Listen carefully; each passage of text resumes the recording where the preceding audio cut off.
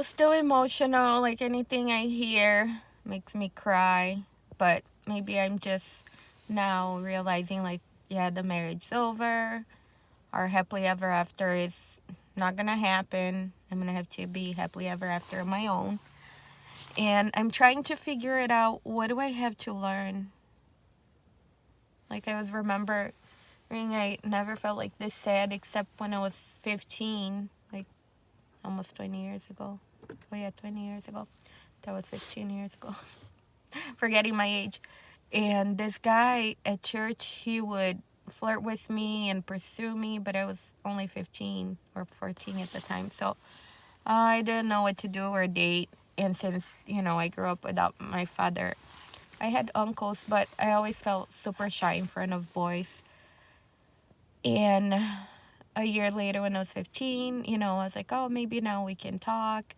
He was a flirt. He was very handsome.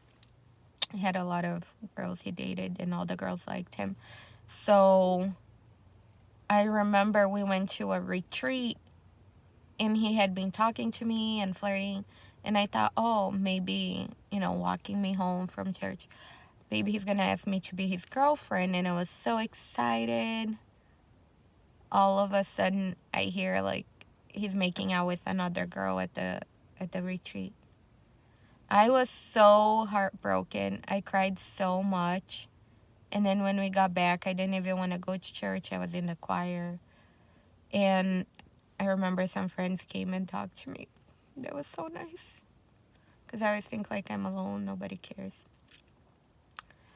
And now I don't know. Like I want to reach out to prayer group and ask them for prayer. But I don't know. I feel like I should ask God, instead of looking to people to heal my heart. But it's tough. Yeah. So I don't know if it's the weather, allergies. Like now it's 50 degrees. My eyes are super itchy. And I remember like after that with the guy from the retreat, we started talking again and he wanted to like talk to me. I remember my aunt said, no, you cannot talk to her. And eventually we dated for 2 weeks. There was one day after church I went to a restaurant right next to the church with some friends from church, and there was guys, and he had told me he was gonna call me, so I didn't make it home. And he was probably a narcissist too. And he's like, I was calling you, I don't want you going like eat with the other guys from church. And I was so innocent, I didn't think anything of it. So after that I went to church, and instead of him coming and talk to me, he didn't talk to me. He like gave me a thumbs up. I don't know, I think it was the thumbs up. And I was like, that's so weird. Then he came and was like, oh, because I talked to his sisters, and I was like, is he not gonna talk to me? That's. But I should have not dated him at all, instead of just thinking he was so cute and charming, and he was a jerk. So no personality, no character.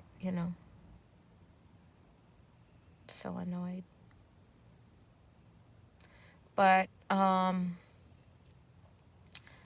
so that was it. And then he broke up with me.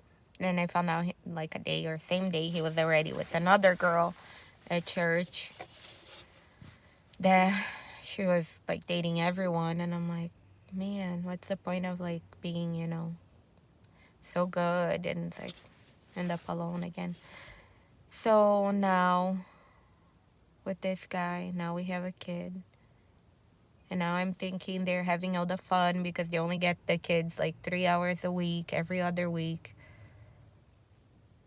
And I can't stop thinking, so I even looked up soul ties. I'm going to try and read more about that, because I didn't even know other people who live in soul ties besides Christians. So I don't know. I'm going to go on a walk, see if I can feel better. But I'm feeling very bad. I think I have to look for something fun to do. Yesterday I went out to a restaurant. I had a bean soup that made me feel good. I just feel like I'm trapped, you know. And it's not fun. It's like go to school, try and get my son to get clothes on, you know, it's like work, work, work. Hopefully, like, talking it over, this videos will help me get stuff out. And rest more, do less, because I'm doing a lot. And cut down on electronics. We'll see.